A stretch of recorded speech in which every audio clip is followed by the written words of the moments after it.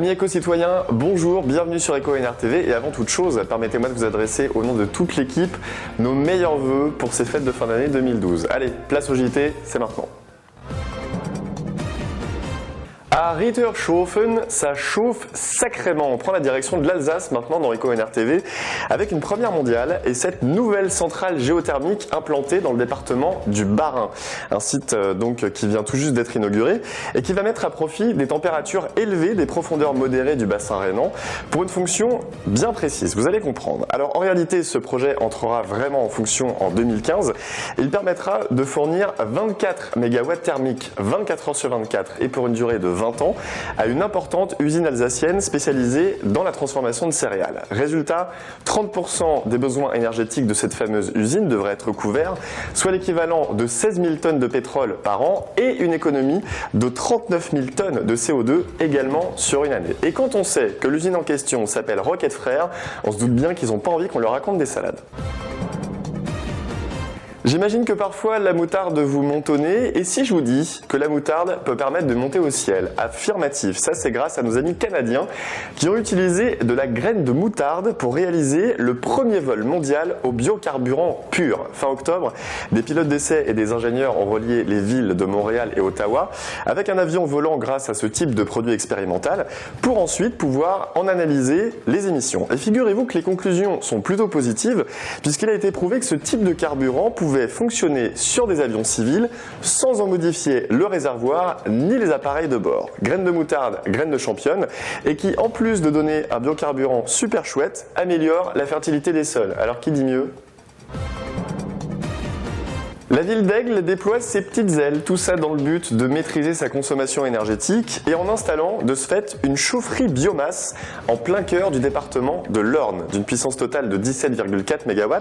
La chaufferie sera dotée de 2 chaudières bois, ce qui va nécessiter 10 000 tonnes d'énergie bois par an, pour majeure partie d'ailleurs approvisionnée sur une plateforme de la région. Pour penser, développer et exploiter aussi la chaufferie, c'est Cofeli Services, filiale de GDF Suez, qui a été mandatée, mise en service prévue en novembre 2013, avec un réseau de chaleur de 9 km de long et qui permettra d'alimenter 2500 logements en énergie nouvelle et aussi de produire au final 89% de chauffage pour la ville d'Aigle dans l'Orne.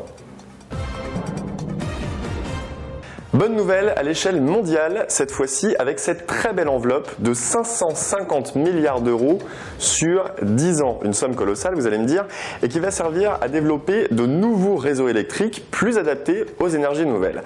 Décision prise communément par tous les gestionnaires des réseaux électriques internationaux. Et pour la France, RTE, qui exploite notre réseau de lignes à haute tension, va devoir investir, tenez-vous bien, entre 30 et 50 milliards d'euros d'ici à 2030. D'une part, pour pouvoir connecter de manière optimale les nouvelles sources d'énergie comme le solaire, la biomasse ou encore l'éolien, mais aussi pour pouvoir gérer leur intégration aux systèmes électriques. Dans le prolongement d'ailleurs de ces ambitions, RTE a lancé un appel à projet auprès des designers européens pour mettre au point une ligne aérienne de transport d'électricité nouvelle génération. 3 finalistes sont pour le moment en liste d'ailleurs. Le gagnant sera désigné au mois de janvier. Affaire à suivre. Une parcelle solaire en Suisse, est-ce que ça vous branche? Ma parcelle solaire, en tout cas, c'est le nom d'une grande opération de promotion du photovoltaïque qui a été lancée par le leader en distribution d'énergie du Valais, au sud de la Suisse, et une opération qui s'adresse principalement, d'un côté, aux locataires et aussi à toute personne qui ne peut pas modifier son toit, notamment pour des raisons de protection du patrimoine. L'idée étant de faire comprendre à chaque utilisateur potentiel que l'énergie photovoltaïque, c'est d'abord un bon moyen de devenir soi-même producteur de sa propre énergie, et pour le côté ludique et sympa de la chose, qu'il est possible de choisir aussi son propre toit avec toute une gamme de visuels. Et la cerise sur le panneau, de suivre aussi sa production d'énergie directement sur le web et donc d'acheter cette énergie au tarif le plus bas en Suisse. De quoi donner à certaines stars une petite envie supplémentaire d'exil fiscal.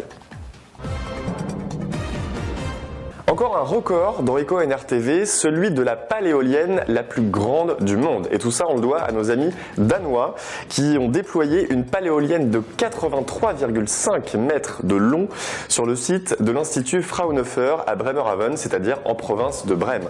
De fabrication 100% locale, la pale fait partie en fait d'une éolienne offshore dont le diamètre de l'hélice atteint quand même 171 mètres. Elle sera exploitée sur une durée de 25 ans, en tout cas si les tests de conditions climatiques qui seront réalisés réalisés prochainement permettent de démontrer que tout ça est possible, évidemment. En tout cas, je peux vous dire que si la ville de Cannes était au Danemark, nous ici à EcoNR TV, on aurait déjà décerné notre Palme d'Or du festival. Un grand merci à vous d'avoir suivi ce JT. D'ailleurs, vous êtes de plus en plus nombreux à vous abonner à EcoNR TV, à suivre aussi nos informations sur votre smartphone. Merci beaucoup, passez de très joyeuses fêtes de fin d'année et à très vite pour un nouveau JT.